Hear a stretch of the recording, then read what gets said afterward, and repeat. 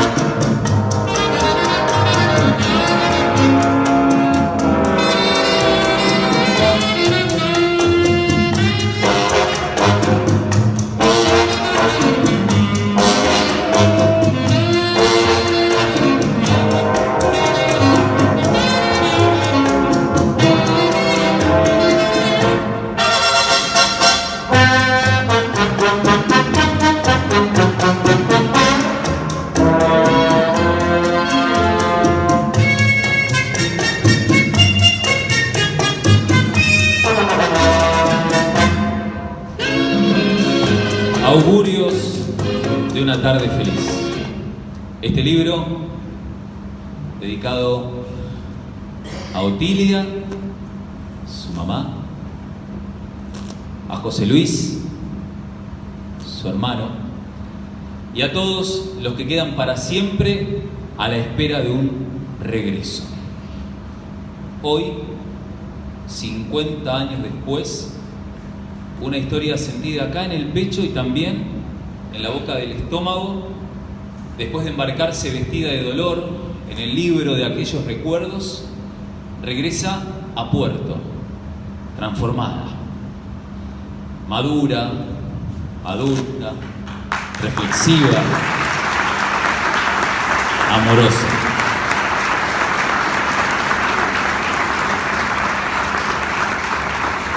Regresa y toca la tierra de los corazones y nos abraza para decir: no te olvido, aquí estoy, papá, has regresado.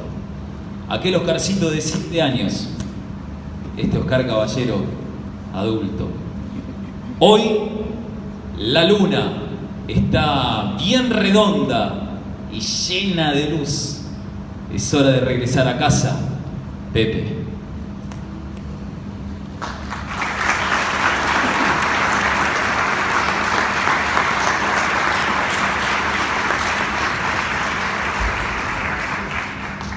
No hace falta la presentación, ¿no, Oscar? No, realmente, bueno, muchas gracias por estar acá. Para mí es muy importante esta presentación, haber cerrado esta historia de vida de hace 50 años, ¿no? Un 7 de julio de 1969 se hundió el Pionero. Y si bien fue una noticia que estuvo en todos los diarios y en todos lados del país, en casa no se volvió a hablar, de ese tema no se volvió a hablar. Mi madre optó por hacer lo que tenía que hacer, secarse las lágrimas y seguir para adelante. Y si bien se hacía referencia a mi padre en alguna oportunidad, nunca más se hizo referencia a ese hundimiento y a esa tragedia que marcó la vida de toda la familia para siempre. Augurio de una tarde feliz. ¿Por qué el título del libro? Augurio de una tarde feliz. Ustedes, algunos los futboleros, sabrán que era una frase de Dante Sabatarelli. Dante Sabatarelli era el comentarista que tenía José María Muñoz en el S5 Radio Rivadavia. En cada transmisión que hacían de fútbol, cuando Muñoz le daba el primer pase para que hablara Sabatarelli, él decía: augurios de una tarde feliz. Y así iba a comenzar el libro, con esa frase. Finalmente después, por consejo y porque lo fuimos viendo con el editor Camilo Sánchez, que está aquí con nosotros, bueno, cambió, pero la idea era que el fútbol y esa frase estaba muy ligada a lo que pasó, que fue totalmente inverso, ¿no? Si hubiera que elegir una tarde triste en la vida de nuestra familia, fue ese domingo y las horas posteriores. Pero Augurio de una tarde feliz era eso, la presentación de fútbol en Radio Rivadavia. No me digas que esa radio que está ahí tiene algo que ver con esto, ¿no? Sí, esta radio y este mueble lo hizo mi padre. Este mueble sigue estando en el lugar donde vivo, y aquí están los galleguitos. Después lo vamos a iluminar para que se vea, que acompañaron gran parte de nuestra vida, esos galleguitos venidos de Galicia y que siguen dando vueltas de mano en mano, y siguen allí como mirándonos de tanto en tanto y diciendo: vamos adelante, arre que va, vamos. Y en esta radio mi madre escuchaba la radio costera, que era la radio a través de la cual se comunicaban los pescadores con prefectura. Y entonces las familias sabían por dónde estaba el barco, si ya estaba completo, en qué momento se disponían a volver a puerto. Pero ese domingo 6, esa derrota de River por 4-1, la escuché en esta radio, y ese domingo sonaron cosas como esta.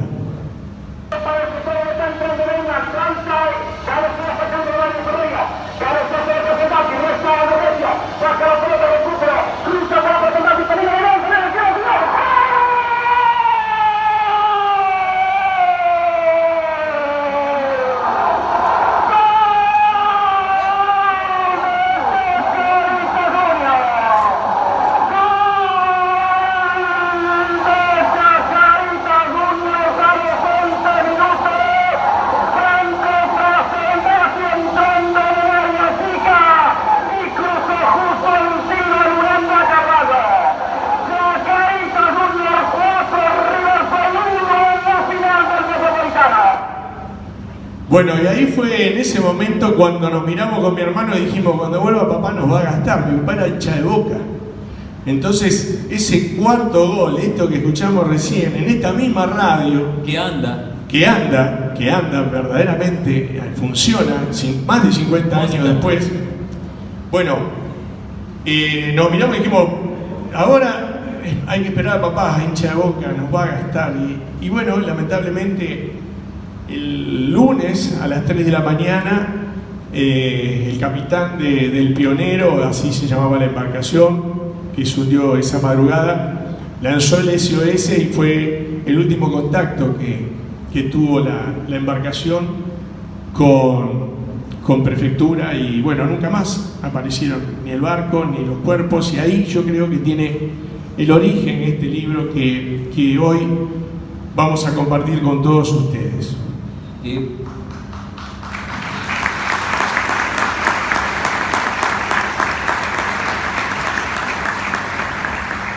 Augurios de una tarde feliz es la historia de un regreso que no se produjo, un regreso que, como bien marcabas, Oscar, en las palabras introductorias, de cierta forma se produce, o intento yo, después de lo que nos regaló a quienes hemos leído el libro, un regreso que se da a través de la metáfora que significa el libro, ¿no? ¿Vos sentís que cerrás algo, que Pepe termina volviendo, tu viejo? Sí, totalmente. El primer acercamiento que tuve con este hecho trágico fue recién cuando yo ingresé en el Diario El Atlántico en el año 87. Estamos hablando que el naufragio fue en el 69 y yo recién en el 87, cuando ingresé al Diario El Atlántico, me animé a ir al archivo y a empezar a averiguar cosas. ¿Dónde había naufragado, por ejemplo? ¿Cuántos tripulantes iban?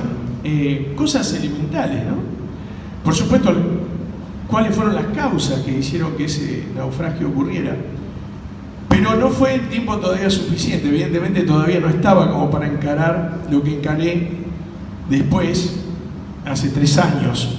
Y acá hay muchas de las personas, me alegra muchísimo que estén acá, porque en estos 3 años tomé contacto con muchos ex capitanes, ex marineros, gente que navegó en ese momento, porque además necesitaba reconstruir lo que había pasado en el barco, lo que sentían los pescadores en el momento en que se producía esa zozobra, eso que tantas veces uno tenía el presentimiento que podía ocurrir y en ese momento está ocurriendo.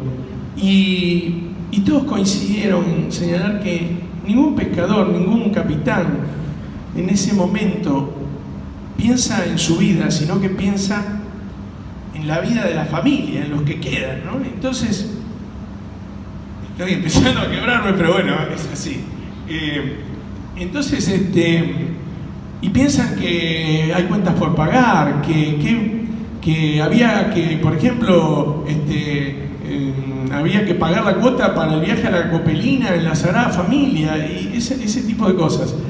Y bueno, finalmente logré empezar a andar o a desandar este camino, no sé bien, pero por fin pude escribir sobre algo que tenía ahí guardado y que nunca me había animado a entrar en ese camino hacia este libro, este trabajo que sí, yo creo que ahora está cerrando, creo, una historia que tenía ahí siempre latente y que no me animaba. La idea de mis preguntas es, como se dice ahora, no spoilear el libro, o sea, no adelantarme al libro, pero va a ser inevitable. Para contextualizar, tengamos en cuenta que ayer se cumplieron 50 años del histórico partido en el que River pierde la final contra Chacarita. Vos eras fanático con tus 7 años, como el mini Oscar que teníamos allí, de River, tu papá hincha de Boca, y habían jugado una apuesta, ¿no? Que al día siguiente uno se ponía la de Boca y el otro la de River. Sí, era un tema difícil y tu papá nunca vuelve. Siempre hacíamos ese tipo de cosas pero ese día habíamos redoblado la apuesta. Es difícil, ¿eh? Y habíamos dicho que íbamos a ir a lo de Rigio, que era el fotógrafo del puerto, a fotografiarnos. Si ganaba Boca, si ganaba Chacarita, yo me tenía que poner la de Boca, y si ganaba River, mi viejo se tenía que poner la camiseta de Boca. Eso está contado además con otras circunstancias que intentan también ponerle un poco de humor a esta historia que si no se hace muy densa, ¿no? Y en estos días que anduve por los medios con la generosidad de todos los colegas que me abrían sus espacios para contar y hablar del libro, una de las cosas que más curiosidad causó era el tema de los mejillones, el asfalto de mejillones. Yo contaba que en el barrio las calles eran de tierra y entonces de tanto en tanto aparecía un camión con acoplado lleno de cáscaras de mejillones y le daba volquete y iban cayendo los mejillones y después los trituraba el mismo camión con sus ruedas y quedaba como una capa asfáltica, ¿no? Un mejorado o lo que sería hoy un engranzado, pero todo de parejito, de partecitas de mejillones. Claro, nosotros cuando después llegaba la noche y queríamos seguir jugando porque en la canchita no había más luz, nos íbamos abajo del foco, del farol de la esquina. Pero claro, el problema era que si te caías en esa calle, te arruinaban las rodillas. Y como sucedía antes, lejos de que nuestras madres nos contuvieran y se preocuparan, venía el reto por encima, ¿no? Es decir, nos ponían el mertiolate que ardía muchísimo y además nos retaban por estar jugando a la pelota de noche en cualquier lado. Por supuesto que las calles eran otra cosa, ¿no? La calle era nuestra. Hoy, lamentablemente, los tiempos cambiaron. Es tu historia personal, es la historia de tu familia, también es la historia de muchísimos inmigrantes que seguramente a través de muchos inmigrantes que aún están aquí entre nosotros o aquellos que tuvieron a sus padres o a sus abuelos inmigrantes que están aquí en esta sala se van a sentir identificados. Sí, porque también en el libro me permito volver en el tiempo y llego hasta la Galicia del año 52 y a Vigo, al puerto de Vigo y al buque donde subieron mis padres con toda la incertidumbre que eso implicaba en esa época, ¿no? Porque y hago un imaginario repaso de la documentación que necesitaban para venir, porque yo siempre aclaro esto, no era que venían alegremente los españoles a la Argentina, tenían que cumplir requisitos, digamos, no es que bajaban del barco y ya está, no, primero tenían que tener una carta que los reclamara algún familiar que pidiera que vinieran para aquí. Y después, por ejemplo, les requerían un certificado de no haber ejercido la mendicidad, que eso poco lo saben. Y entonces hago todo ese raconto bueno, a ver, la documentación está toda, y también pongo el foco en mi madre, ¿no? Porque mi viejo era el que aparentemente tenía la decisión más clara, pero mi madre tenía a su familia. Mi padre tenía ya a la madre acá en Argentina, pero mi madre dejaba a quien fue mi abuela con casi la certeza de que no le iba a volver a ver, porque era así, digamos, la mayoría de la gente que venía no sabía cuándo iba a volver. Primero no sabía cómo le iba a ir, pero además no sabía cuándo iba a volver. Y en definitiva así fue, porque mi madre pudo volver en el 78, llegó en el 52 y ya su madre ya había fallecido. Por eso también hablo de las cartas, de la importancia que tenían las cartas. Cuando llegaba carta de Galicia, era una fiesta, era ponernos a escuchar a mi madre leyendo las cartas, tan bien redactadas, ¿no? Porque se escribía muy bien. Había todo un modo de escribir epistolar, ¿no? Espero que al recibo de estas líneas se encuentran bien de salud, nosotros por el momento bien, ¿no? Por ejemplo, decía. Y bueno, y también cuento eso, de esa importancia del cartero del barrio, que sabía la historia y que también se ponía feliz de llevar esas cartas, sobre todo en el puerto donde había españoles, italianos, todos en Manzanas, las casas eran de italianos o españoles, muchísimas, ¿no? Y entonces también, bueno, se van a sentir identificados con esa parte del libro, aquellos que vinieron de los barcos, ¿no? O que tienen familiares o que son descendientes de esa gente que vino de los barcos. Vos sabés, que es algo que me sucedió a mí y lo hablábamos personalmente. Empezás a leer el libro y no puedes parar de leerlo, porque las historias están completamente entremezcladas constantemente, pero a su vez evolucionan por distintos caminos. Tu papá en el barco, en el puerto, Oscarcito con sus 7 años y su mundo infantil, en el barrio, con las inquietudes, lo que le importaba a un niño de 7 años, y te atrapa.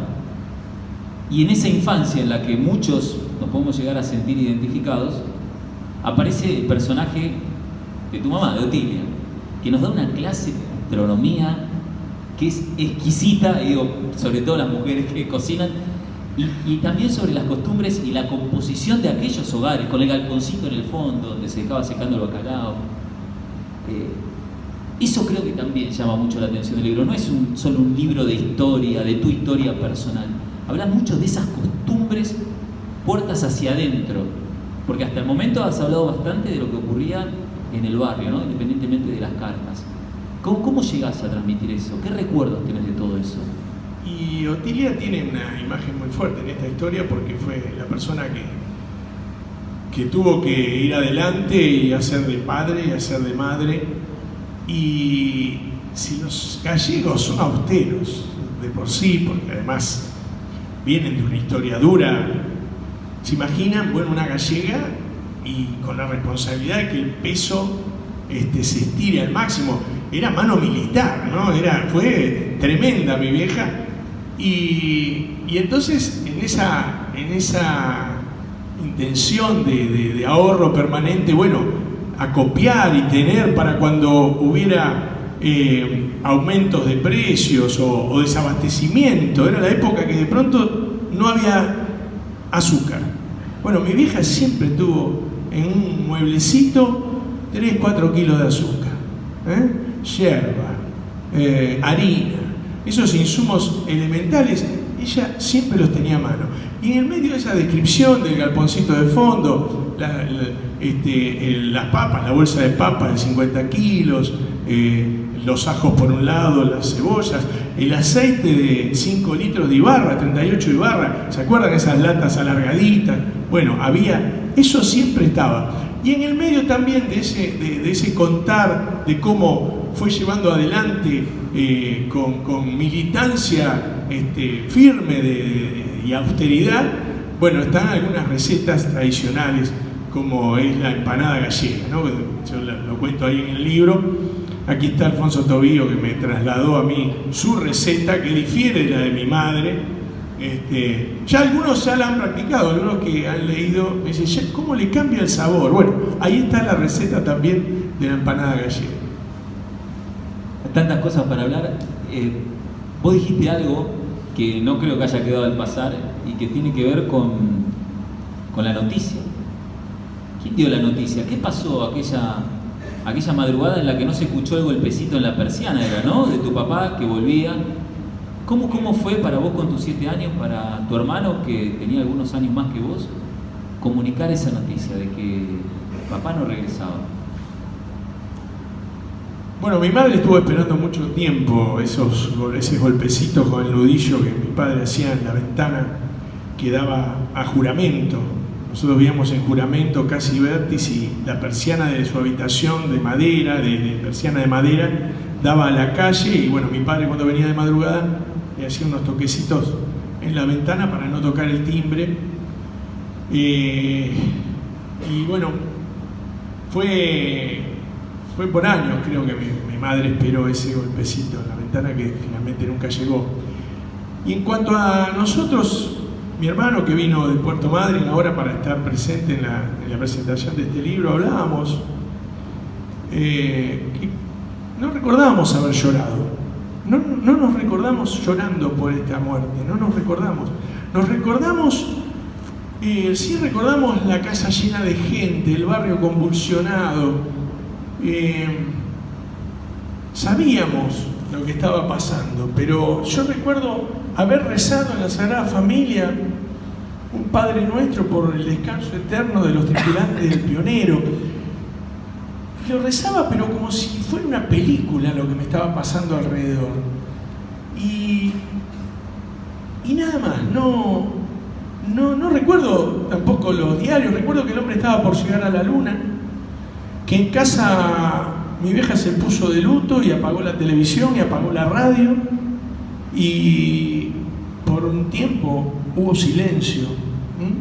Y después empezaron las clases y volvimos a clase. Y así fue. Y seguimos adelante. Sí, cuando ya grande fui al archivo del Diario del Atlántico,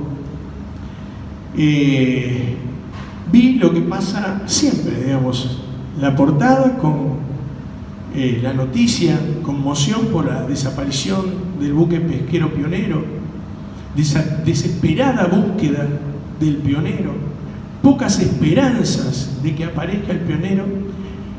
Se da por finalizada la búsqueda del Pionero. Eso me conmovió mucho, me sigue conmoviendo, porque ahí me pongo en la piel de lo que me tocó cubrir a mí después con los años como periodista. La misma noticia, 1, 2, 3, 10, no sé cuántos pasaron, 15. Y la última noticia, un recuadro anunciando una misa en memoria de los desaparecidos.